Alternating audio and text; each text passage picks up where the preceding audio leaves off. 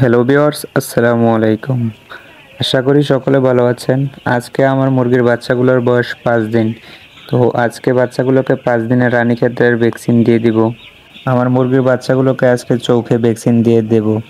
অনেকে আছে নতুন, কিভাবে ভ্যাকসিন দিতে হয় জানেন না, অথবা ভ্যাকসিনের আগে এবং পরে কি কি করা লাগে, এবং অনেকে জানেন না যে মুরগি অসুস্থ থাকলে ভ্যাকসিন দেওয়া যাবে কি না।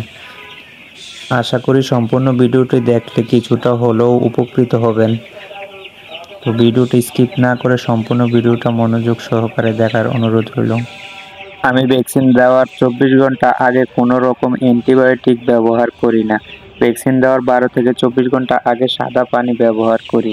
ভ্যাকসিন দেওয়ার আগে চাইলে লাইসোভিট ব্যবহার করা যায়, কিন্তু আমি সবসময় ভ্যাকসিন দেওয়ার পর লাইসোভিট অথবা AD3 ব্যবহার করি। তবে লাইসোভিটটাই সব থেকে ভালো। আমার মুরগির বাচ্চাগুলোকে ভ্যাকসিন দেওয়ার জন্য সবগুলো বাচ্চাকে এক পাশে নিয়ে গেলাম। তারপর মাঝখানে একটা কাঠের ফ্রেম দিয়ে দিলাম, যেন ভ্যাকসিন দেওয়া বাচ্চা আর না দেওয়া বাচ্চাগুলো একসাথে হতে না পারে। সবগুলো বাচ্চাকে একপাশে নিয়ে নিলাম, ভালো করে দেখে নিলাম আর বাচ্চা আছে কিনা। যদিও একটি বাচ্চা থেকে যায় তাহলে এটি থেকে ভাইরাস আক্রমণ করতে পারে। বাচ্চাগুলো একপাশে নেওয়ার পরেই কারেন্ট চলে যায়। তো ভালোভাবে ভিডিওটি দেখাতে পারিনি, এর জন্য আন্তরিকভাবে দুঃখিত।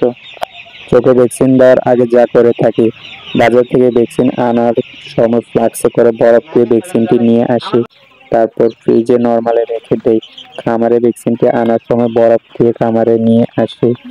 ভ্যাকসিনের পানিটির সাথে ভ্যাকসিনটি ভালো করে মিক্স করে নিয়ে নিলাম। বাজারে 300, 500 এবং 1000-এর ভ্যাকসিন পাওয়া যায়। তো আমার এই জায়গায় 1500 মুরগি, তাই 1500 ভ্যাকসিন নিয়ে আসলাম। ভ্যাকসিনের বোতলটি সরাসরি না ধরে একটি ন্যাকড়া দিয়ে ভ্যাকসিনের বোতলটি ধরি। তারপর প্রত্যেকটি মুরগিকে একটি চোখে করে ভ্যাকসিন দিয়ে দিই এবং 50 থেকে 60 পিস বাচ্চাকে ভ্যাকসিন দেওয়ার পর বোতলটিকে আবার বরফে ভিজিয়ে নিই। তারপর আবার পুনরায় বাচ্চাগুলোকে ভ্যাকসিন দিই। এভাবে সবগুলা বাচ্চাকে ভ্যাকসিন দিয়ে দিয়েছি। ভ্যাকসিন দেওয়াটা অনেক সহজ, যারা নতুন তাদের কাছে একটু ভয় ভয় লাগতে পারে। আমার প্রথম ভয় ভয় লাগছিল, আস্তে আস্তে দিতে দিতে এখন আর তেমন ভয় লাগে না। অসুস্থ মুরগিকে কোনোভাবেই ভ্যাকসিন করানো যাবে না, এতে করে মুরগি আরো বেশি অসুস্থ হয়ে যাবে। আমি মুরগিকে অসুস্থ থাকলে ভ্যাকসিন করাই না, আগে সুস্থ করে নিই, তারপর মুরগিকে ভ্যাকসিন করাই। যেদিন ভ্যাকসিন দেয় এদিন এবং তারপর দিন খামারে কোনো রকম জীবাণুনাশক দিয়ে স্প্রে করি না। ভ্যাকসিন দেওয়ার আগে অবশ্যই ভেটেরিনারি ডাক্তার থেকে পরামর্শ নিয়ে ভ্যাকসিন দেওয়ার চেষ্টা করবেন। আমি কোনো ডাক্তার না, 6-7 বছর খামার করা বয়সে যতটুকু অভিজ্ঞতা হয়েছে তা শেয়ার করার চেষ্টা করলাম। ভিডিওটি যদি ভালো লেগে থাকে তাহলে চ্যানেলটি সাবস্ক্রাইব করে ভিডিওটি শেয়ার করে দেন এবং অন্যকে দেখার সুযোগ করে দিন।